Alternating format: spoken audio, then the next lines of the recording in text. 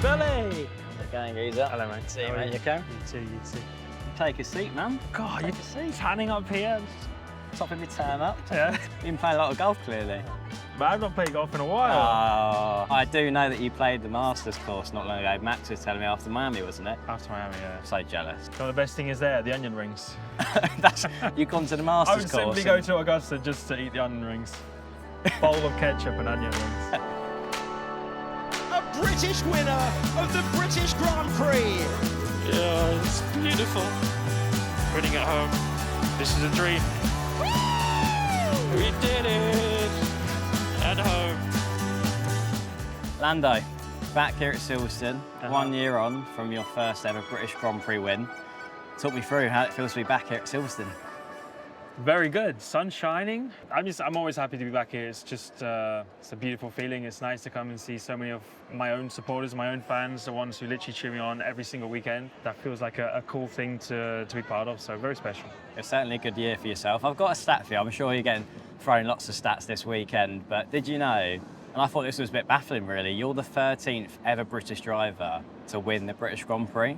Like 13th? The 13th ever British driver to win the British Grand Prix. Like, what I feel like it's quite a bit.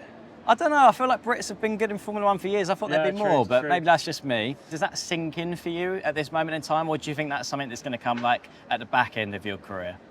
I mean, it's something that I love to hear, and I think I respect a lot, especially because most of those drivers that have won here are also multiple world champions or just world champions. So, and they're like legends of the sport, you know. I know one day I'm going to retire and I'll be able to just sit on my sofa and probably miss F1, but at the same time go like, it's pretty amazing to have my name alongside these legends. I still at times see myself as a kid who once saw Lewis on TV racing here in Silverstone, wondering, I wonder what it's like to stand on that podium up there. And I managed to do all of those things now, you know. So I still feel like that's to me, a racing fan, a guy who loves racing, supports the Brits, supported Lewis, and now it's my turn. And on Sunday, did you know it's actually going to be 6 years since your first ever podium in F1 back in Austria, 2020? Like, 6 years ago since your first podium in F1. It started late. No, but it started like, not me on podium. Austria was a bit later in the season. It started late because of COVID. But like, have you got anything you would say to Lando from 6 years ago, now you're in this position? I would tell myself to have more confidence in myself. So that kind of same, trust myself. Yeah. I'm in F1 for a reason, not to like sound egotistic, because I'm pretty good at driving. But like, I never believed that, you know, like I was like, well, I'm in F1, but am I as good as these guys? That was always what the question was in my head.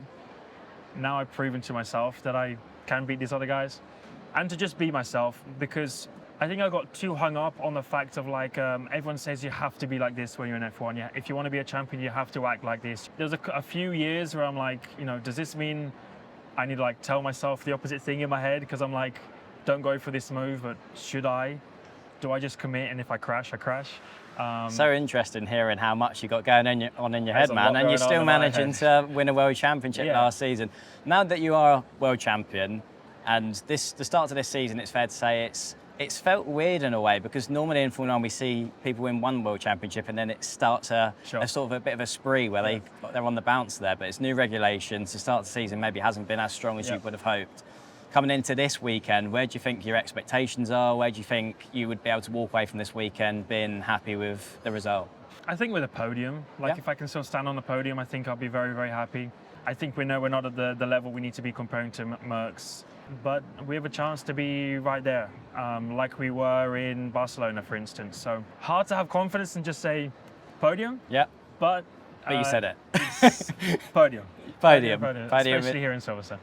Obviously, it'd be rude to not talk about Silverstone finally and not mention that quite small grandstand. I mean, massive grandstand that you've got, the Lando stand. It's ridiculous. This just keeps growing every year. Like, just what does that feel like? I stood under it earlier today and I just looked up and I was like, holy moly. And it's cool, like just knowing I have that many people out there supporting me, shouting for me, cheering for me. And therefore, it's nice to try and do what you can to make it a cool experience for them.